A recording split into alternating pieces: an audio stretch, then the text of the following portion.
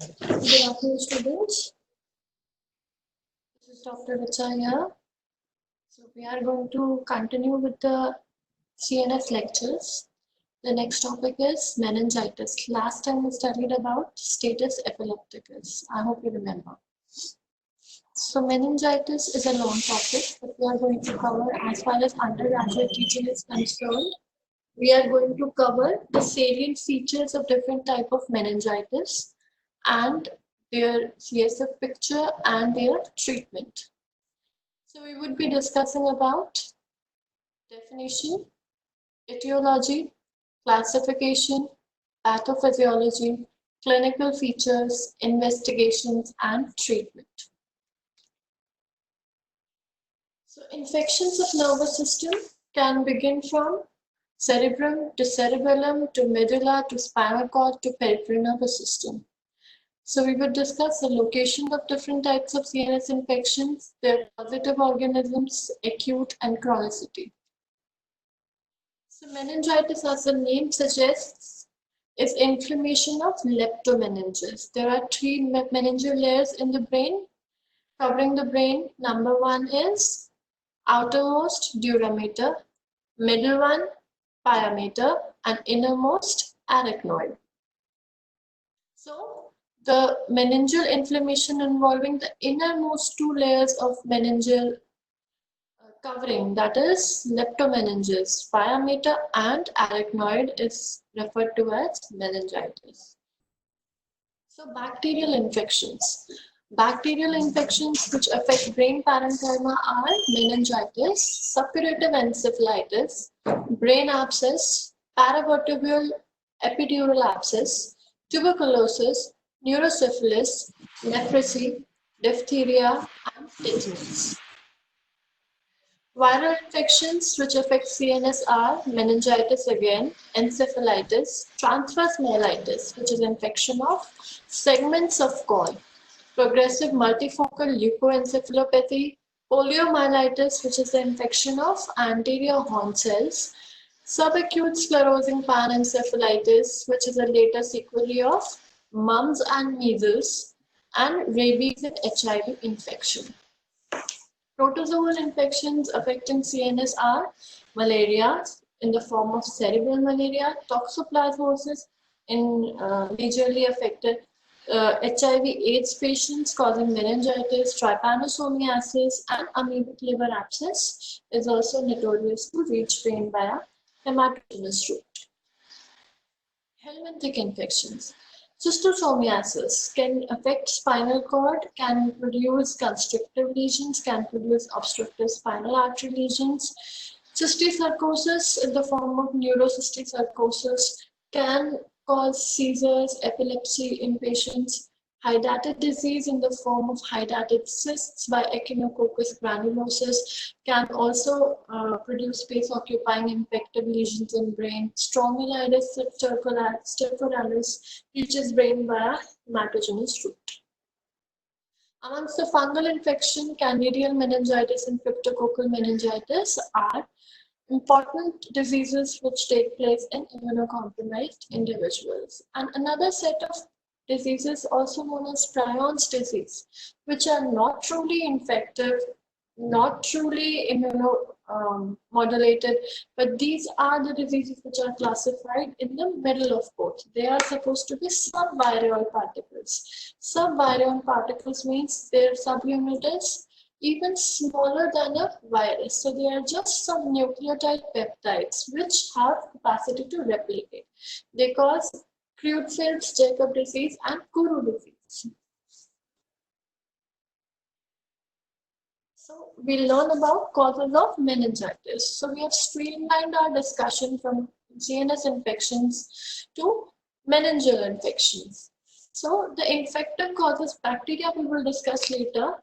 The infective causes of meningitis are amongst the viruses, enteroviruses, coccidioviruses, mumps, influenza, herpes simplex virus, varicella zoster, Epstein-Barr virus, HIV, very important cause, lymphocytic choriomeningitis, Mollaret's meningitis, or herpes simplex virus 2. Amongst the protozoa, we've already discussed Cysticerci can cause meningitis. Amoeba can also lead to meningeal infection apart from abscesses. Fungi, Cryptococcus neoformans, Blastomyces, Coccidioides, Sporothrix, Histoplasma, Candida. Non-infective or sterile meningeal irritational causes are breast cancer, bronchial cancer, leukemia, lymphoma, sarcoidosis, systemic lupus erythematosus, and Behçet's disease. The final subset of diseases they come under autoimmune category. So by definition, a meningitis is inflammation of leptomeninges. I have already explained it to you.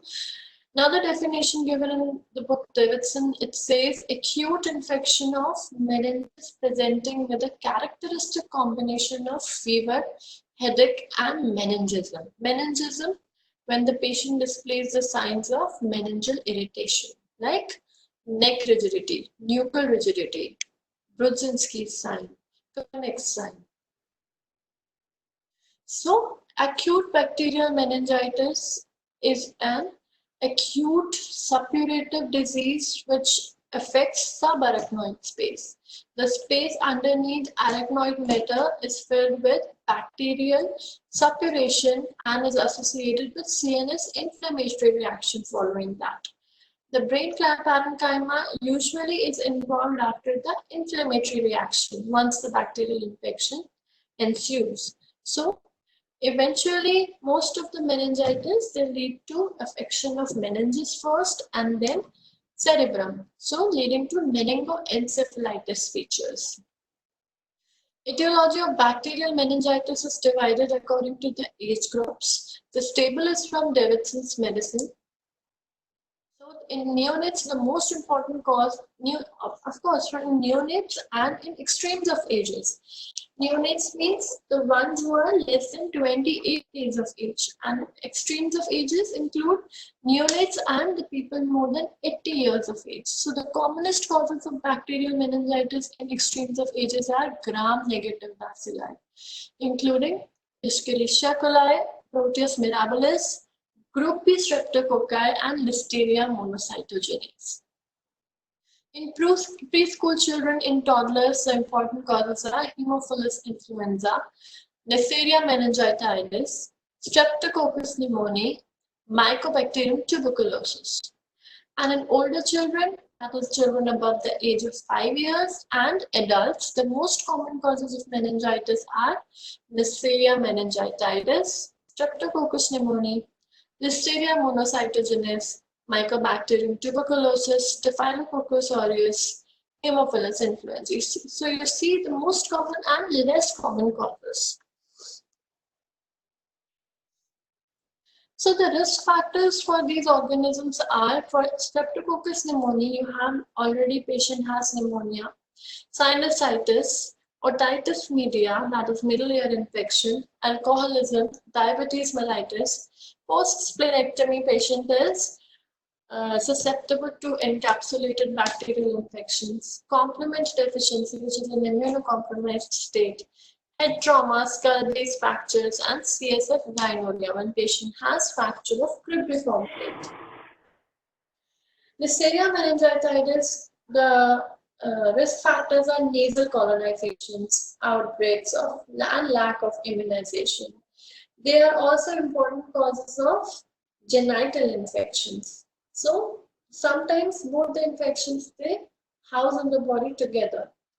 Gram-negative bacteria as bacterial infections are prevalent in patients with chronic diseases, with post-neurosurgery patients, in patients with chronic UTIs. Listeria monocytogenes is common in patients with ingestion of contaminated food. And Staphylococcus aureus is common in patients with post-neurosurgery, post-stenting, any patient involving the route of infection from surface of the body. So those patients are susceptible to Staph aureus infections. So pathophysiology. Nasopharyngeal colonization, how does it occur? The bacteria are transported across epithelial cells. They invade intravascular space by creating separation in apical tight junctions of columnar epithelial cells. So the bacteria, they invade the epithelial barrier of the organ, then they enter the bloodstream. And this hematogenous spread, it reaches to intraventricular choroid plexus in the brain. They've already surpassed the blood-brain barrier. Now they reach intraventricular choroid plexus. And direct infection of epithelial cells of choroid plexus occurs, then the bacteria gains access into the cerebrospinal fluid. Then there it multiplies and produces suppuration. The lysis of bacteria by antibiotics leads to profound inflammatory reaction and release of cytokines in the form of inflammatory cytokine storm. Amongst all, this is the most dangerous stage of meningitis. This leads to blood-brain barrier permeability. It leads to alteration in cerebral blood flow. It leads to production of reactive oxygen species and nitrogen species. It leads to cell injury, cytotoxic cerebral edema. It leads to hydrocephalus, and it ultimately leads to seizures, raised intracranial tension, and coma. So the ultimate effect of inflammatory cytokine storm is the patient has cytotoxic cell injury leading to cerebral edema, leading to communicating or non-communicating hydrocephalus, and then coma. So it is a dangerous condition. So this is a chart showing the same pathophysiology which we discussed just now, how bacteria evades the epithelial barrier, it crosses blood-brain barrier, it reaches choroid plexus, it enters CSF, then it multiplies in CSF, produces suppuration, then within the CSF there is lysis of bacteria if antibiotics are given, or also because bacteria does not get sufficient amount of oxygen to proliferate. So both these things lead to lysis of bacteria and inflammatory cytokine storm. So what are the clinical features of a bacterial meningitis? So the prototype which we are discussing over here is a pyogenic meningitis, also known as bacterial meningitis. So the clinical features would be referring to that. So these are fever, headache, neck stiffness, also known as nuchal rigidity, drowsiness, rash may be present in case of Neisseria infections, and the complications it leads to are coma, focal signs like neurological deficit, focal seizures, patient may have focal abnormal movement, patient may have focal loss of vision, loss of hearing, loss of anosmia. Patient can also have all these complications. So upon examination, the patient will be in delirium, the patient will be febrile, he will exhibit the signs of meningeal irritation, patient will not be able to flex his neck passively. So the primary focus, after ascertaining that the patient has developed pyogenic meningitis, you have made a suspicion of pyogenic meningitis, you need to find out the primary focus of hematogenous spread of bacteria, which most commonly is either pneumonia or otitis media or sinusitis. So the retrospect investigation should also take place. So this is a very classical acute meningococcemia rash involving erythematous rash all over the body. This is a photograph of a white-skinned child, so you are able to appreciate rash very easily. Otherwise, in Indian skin, you might not be able to see the rash very clearly, but in this picture, it's very clearly visible. So this is again the rash of Neisseria meningitidis. This is a picture showing a normal man standing in the front, and then when the patient develops nuchal rigidity, he would not be able to flex his neck passively. There will be a severe pain due to meningeal irritation. This is Brudzinski sign and Kernick sign. What happens in Brudzinski sign?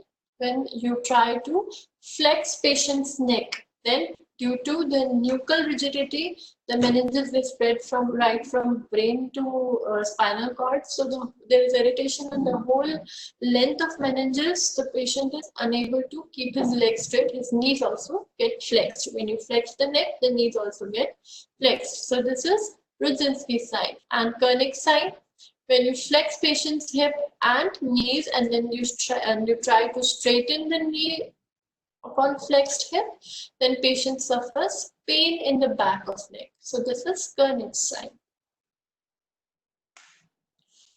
So complications of meningococcus septicemia.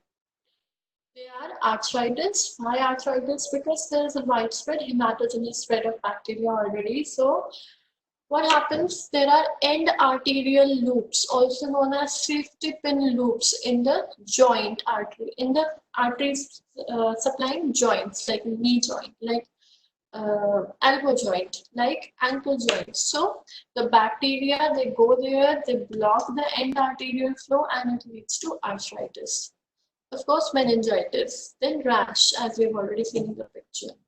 The patient will land up into septicemic shock. The patient may develop DIC, which is disseminated intravascular coagulation or consumption coagulopathy. Patient may bleed. Then patient may develop acute renal failure. Then patient may also develop peripheral gangrene because of inhibition of end arterial blood flow. The patient may also develop serositis, like pleuritis, pericarditis, peritonitis. So what are the basic investigations which you would carry out in a patient of meningitis? I'm sorry, did someone ask a question? Can you flash it again? I think someone asked that it can lead to osteomyelitis. Of course, it can lead to osteomyelitis. Meningitis is a complication of hematogenous spread of bacteria. Sooner or later, so any hematogenous spread can lead to infection anywhere in the body. So it can of course lead to osteomyelitis. So investigations. Lumbar puncture. Everyone must have heard about lumbar puncture or CSF analysis. So this is the mainstay of the diagnosis of meningitis. Before undergoing lumbar puncture, we must ascertain that the patient has papilledema or not. The importance of having papilledema is the papilledema is a conduit where we can see the inside of the brain. So by looking into the patient's eye optic disc, we can ascertain does the patient have raised intracranial tension or not. Certain meningitis like tubercular basic meningitis or TBM, they lead to marked increase in intracranial pressure. Pyogenic meningitis also leads to marked increase in intracranial pressure. But viral meningitis, aseptic meningitis, inflammatory meningitis, autoimmune meningitis, they might not lead to increase in intracranial tension. So what do? We first order, what I am telling you is a practical thing which we follow in boards. Whatever your book says, you have to do it, but the protocol is like that. You order patient's fundus examination for papilledema. If there is papilledema, you ask the patient's imaging. The investigation of choice is contrast CT brain or MRI brain, because those are the investigations which look for leptomeninges most specifically. So contrast CT brain, CECT brain, and MRI brain. Then if it also shows hydrocephalus, communicating, non-communicating hydrocephalus, features of meningitis, then you go for CSF.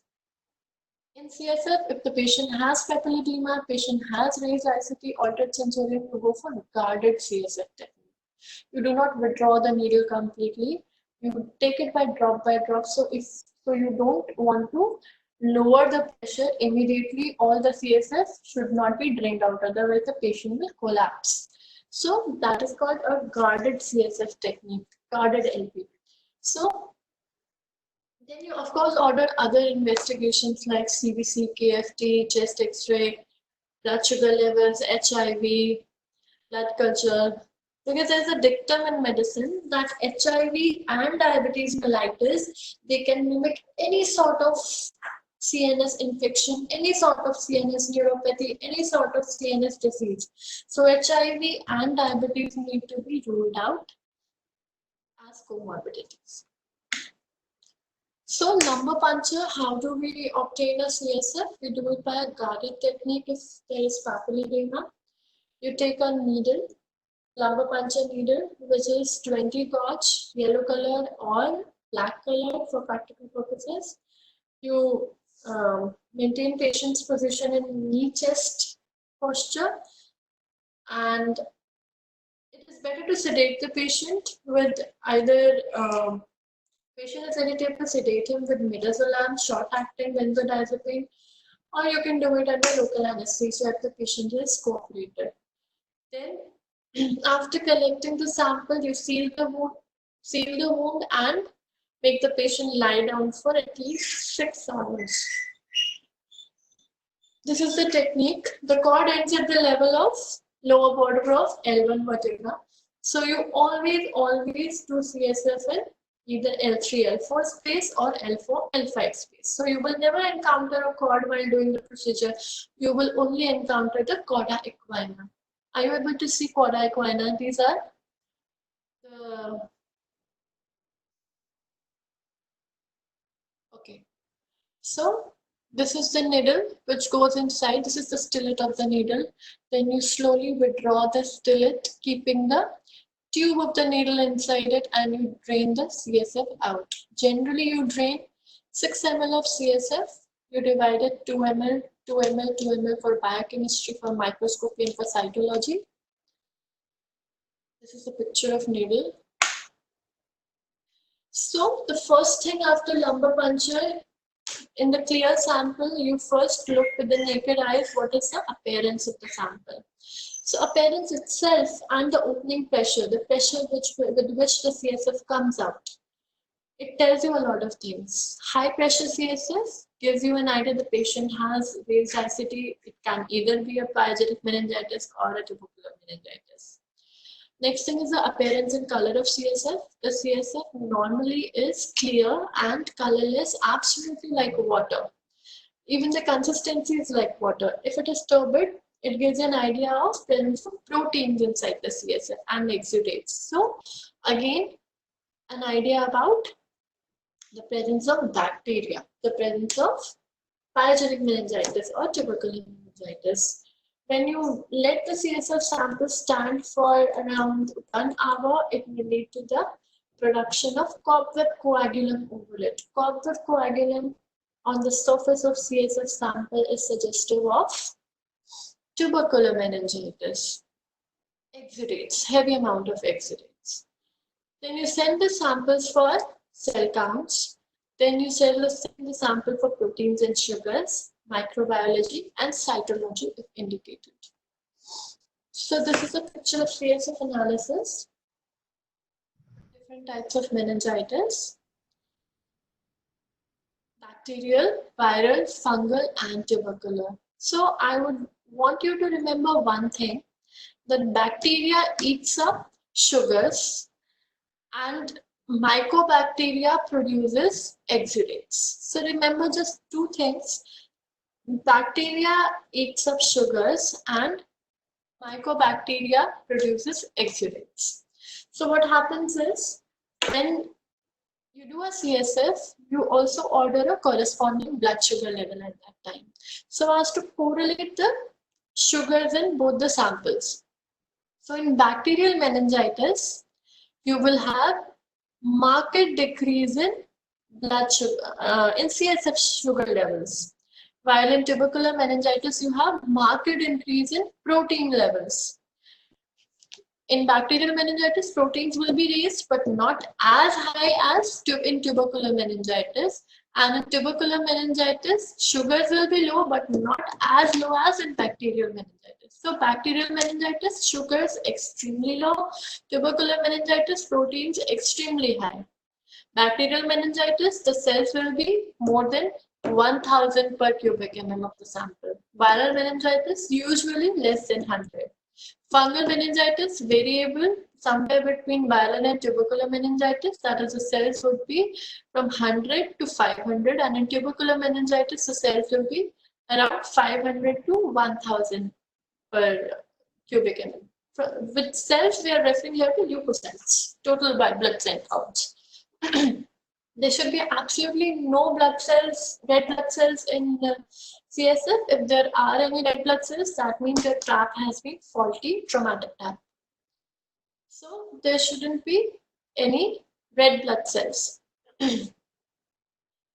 So opening pressure, bacterial meningitis, elevated viral meningitis, opening pressure can be absolutely normal or a little raised. Fungal, variable, maybe high, maybe less. Tubercular meningitis, opening pressure is usually high.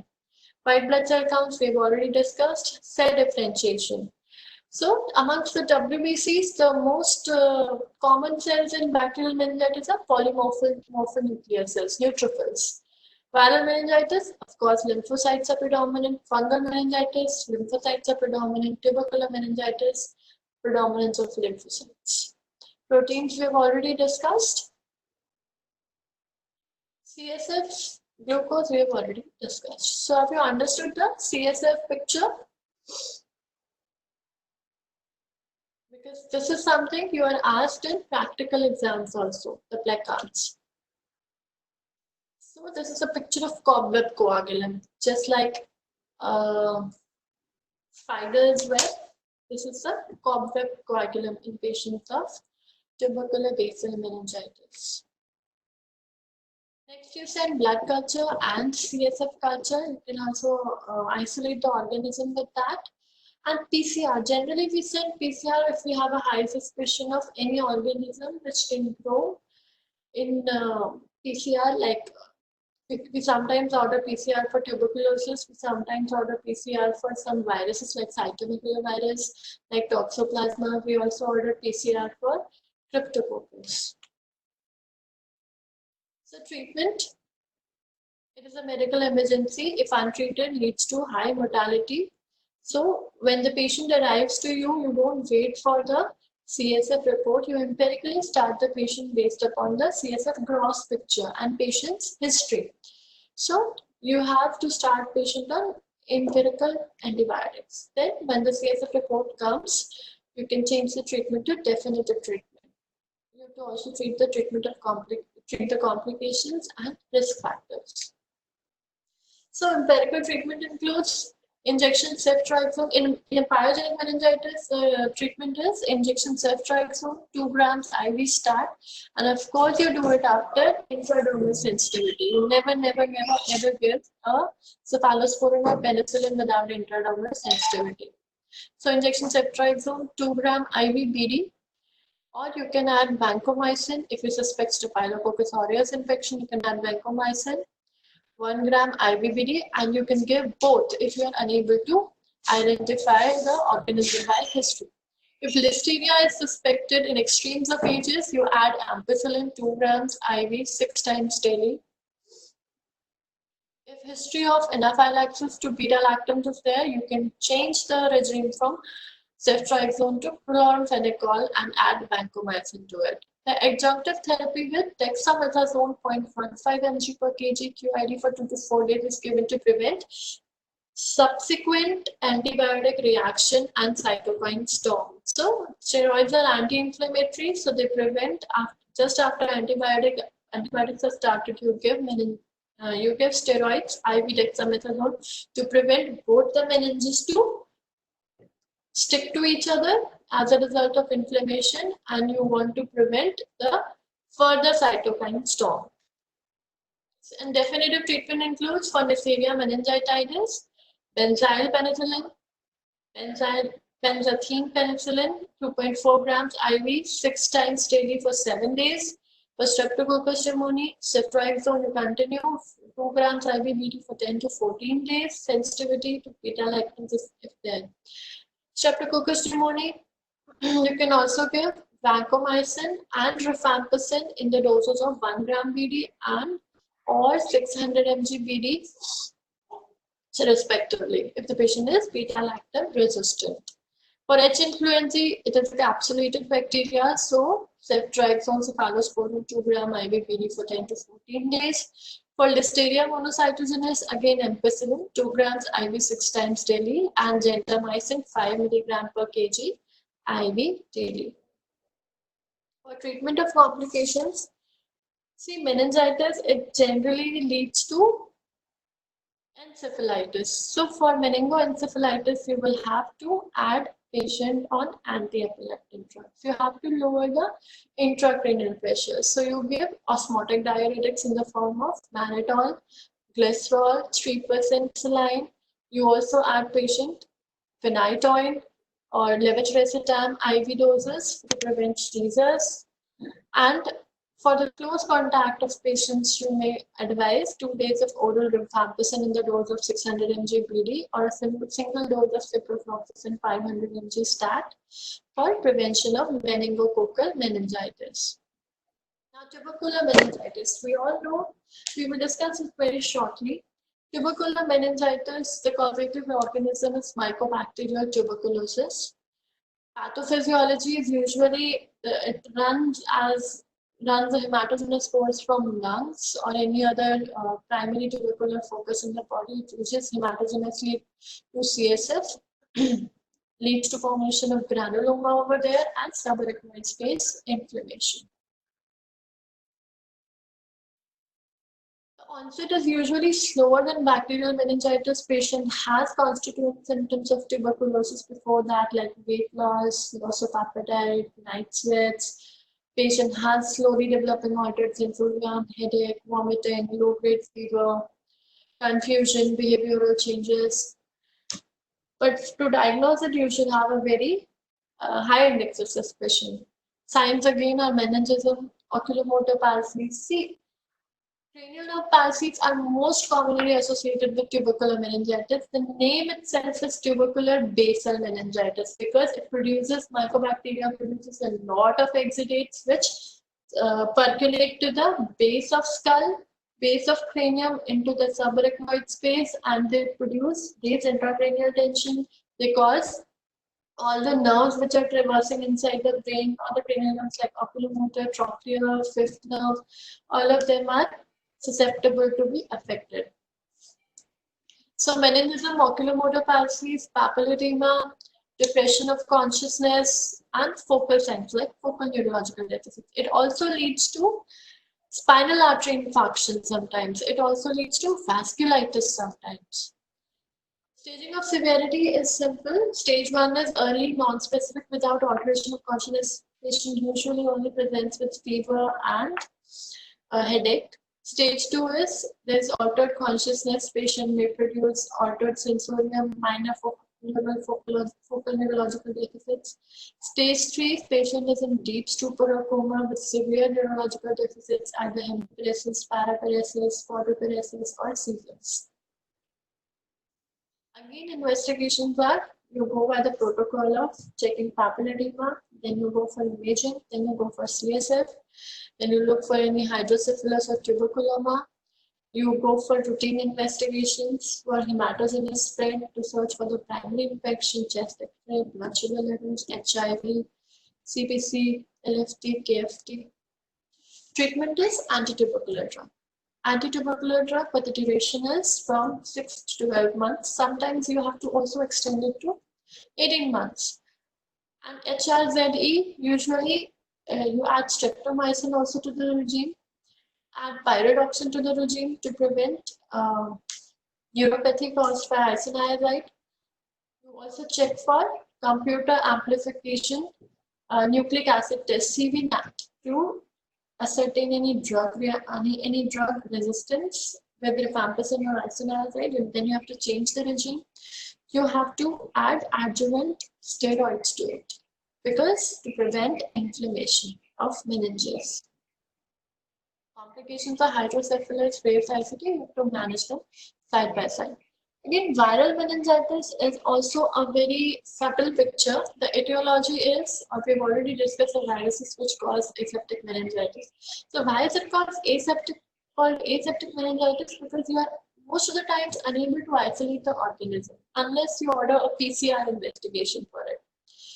So, but the signs are very subtle. The CSF does show cells which are less than 100, and generally the most common cause of viral encephalitis is herpes simplex encephalitis. Herpes simplex, it reaches via olfactory nerve in patients who are already immunocompromised. So what you do is you start patient on acyclovir, you follow all the investigation protocols. Then you start patient on acyclovir 10 milligrams per kg IV TDS for 2 to 3 weeks, along with steroids, along with anticonvulsants, along with the other symptomatic treatment. So in viral meningitis, recovery is a rule. The patient, if adequately treated, recovers completely from the illness. There are no sequelae of meningitis, and there are no sequelae of epilepsy. There are no sequelae of deficits. Thank you so much. Any questions?